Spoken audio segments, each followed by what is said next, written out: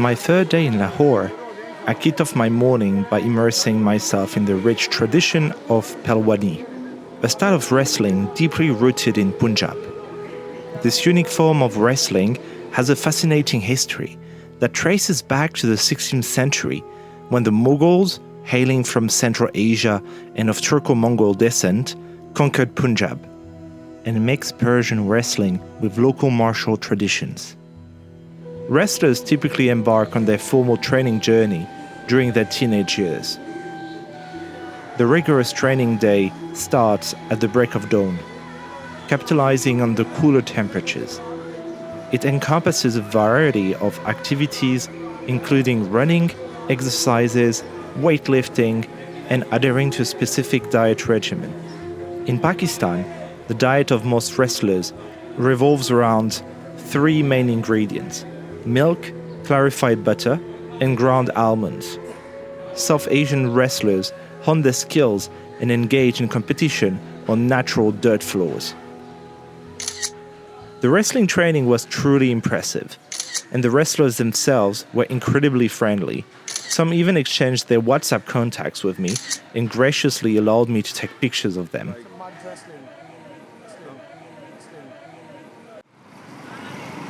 Following this, I embarked on a journey to Lahore's Walled City to meet up with a guide I had crossed paths with a few days prior while dining near Badshahi Mosque. His name was Michael, and he was born and raised within the Walled City itself.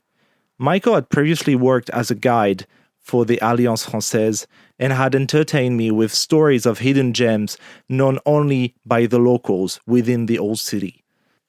My curiosity was piqued, and so, like that, I had arranged a tour with him to discover these. We started the tour close to Badshahi Mosque, to a place that appears at first sight full of rundown buildings, which happen to be the remnants of the former red light district. Nowadays, the area is famous for the many transgender people that live in the neighborhood. Michael then guided me to a street nicknamed the Musician Street, where you can find many artisans creating traditional music instruments called tablas, a type of drums typical of the region. It was magical to watch them making them from scratch, hence perpetuating century-old traditions. As we moved further down the Walled City, I realized how lost I would have gotten had I been alone. Navigating the maze-like streets of the old city was a daunting task, one that would have been nearly impossible without a knowledgeable guide like Michael. I had expressed my desire to explore the old Havelis and experience the traditional aspects of the city, and Michael delivered. He took me to one of the exceptionally well-preserved Havelis in Lahore. The owner was an acquaintance who generously permitted us to explore the premises.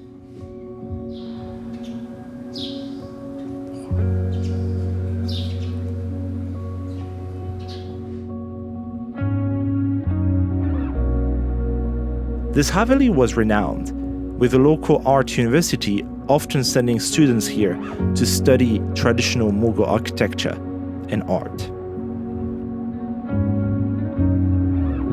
After our visit to the Haveli, Michael took me to an extraordinary shop. Here, the owner had a fascinating business model.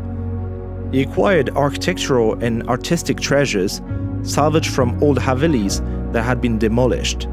These treasures included items like doors, vases, windows, and more, some of which were several centuries old. He would then resell these historic pieces to hotels and other interested buyers.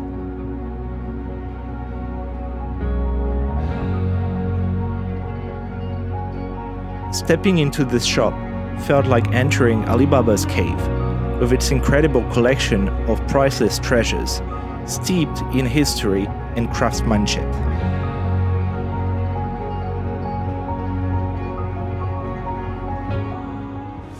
Okay, I'm just looking the house to show you the national fort of subcontinental. The visit was a stark departure from the one I had undertaken the day before. This was the authentic, untouched, old Lahore. It bore the marks of time, with some structures on the verge of ruins, yet it possessed a raw and undeniably beautiful charm. Exploring this part of town was a mixture of emotions. It was both melancholic and exhilarating to encounter centuries-old buildings and witness the life within this historical enclave. The people I encountered were exceptionally friendly, often inviting me to capture their portraits. Even children approached me eagerly for photographs. And those candid shots turned out to be some of the best portraits I had ever taken. To conclude our journey, we stumbled upon a rare gem, an abandoned Hindu temple that had miraculously survived the ravages of time and had not been destroyed during the tumultuous partition of India. It was a testament to a different era and a poignant reminder of history. Although the altar had been repurposed as a storage room, the revelation of this hidden temple left me in awe and wonder. It is on that note that we ended the visit. I then hailed a cab to go back next to Bachahi Mosque. To a massive park I had been told was very nice around sunset.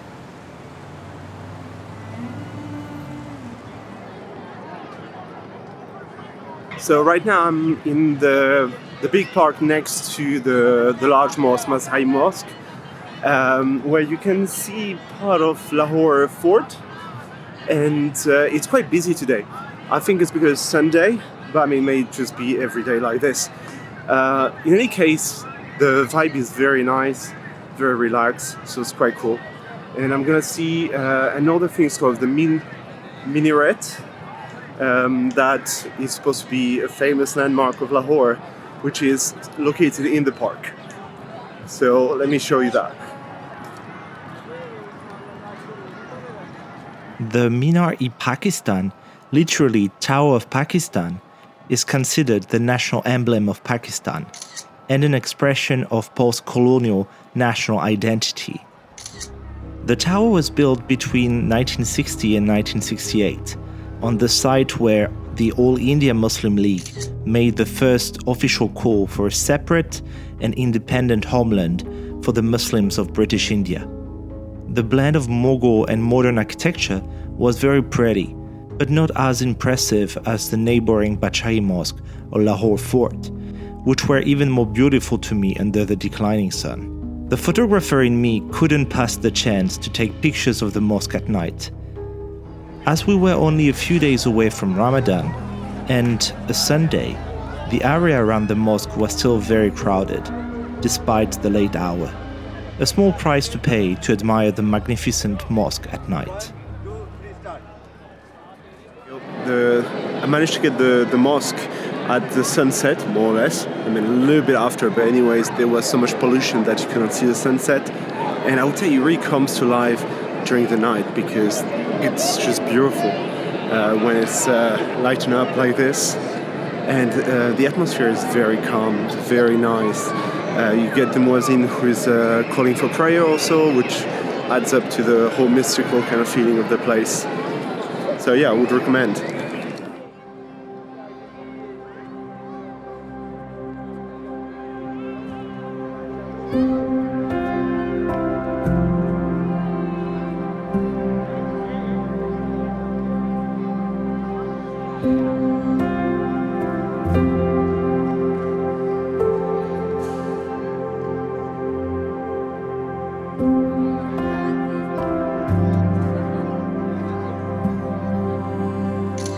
While taking pictures, I met local photographers who gave me tips on how to photograph the mosque best, and who, in a very Pakistani fashion, welcomed me and offered their help if I needed it in Lahore.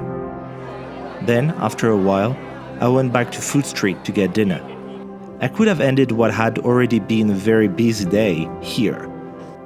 But as this was my last night in Lahore, I would have regretted not discovering the nightlife in the old city. It was no less busy than it was during the day, but the lighting gave to the hectic streets a beautiful glow.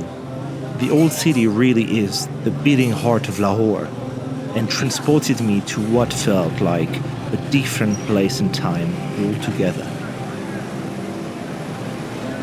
I had so much fun strolling around and enjoying this unique energy and capturing this moment in my pictures.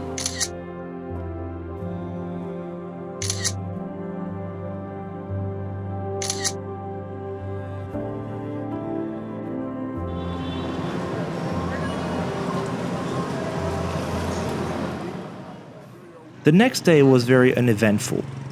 I spent the morning resting a bit after 3 intense days and did some shopping, including buying some cookbooks. Then, before I knew it, I had to take the train to my next stop in Pakistan, the capital of the country, Islamabad. The first taste of Pakistan that Lahore gave me went beyond any expectation I could have had. I've met incredibly welcoming people and discovered a city rich with culture that will stay in my heart forever. Now, if you enjoyed this series of videos on Lahore and Pakistan, don't forget to like and subscribe, and I see you soon for more adventures in this beautiful country that is Pakistan. Tschüss!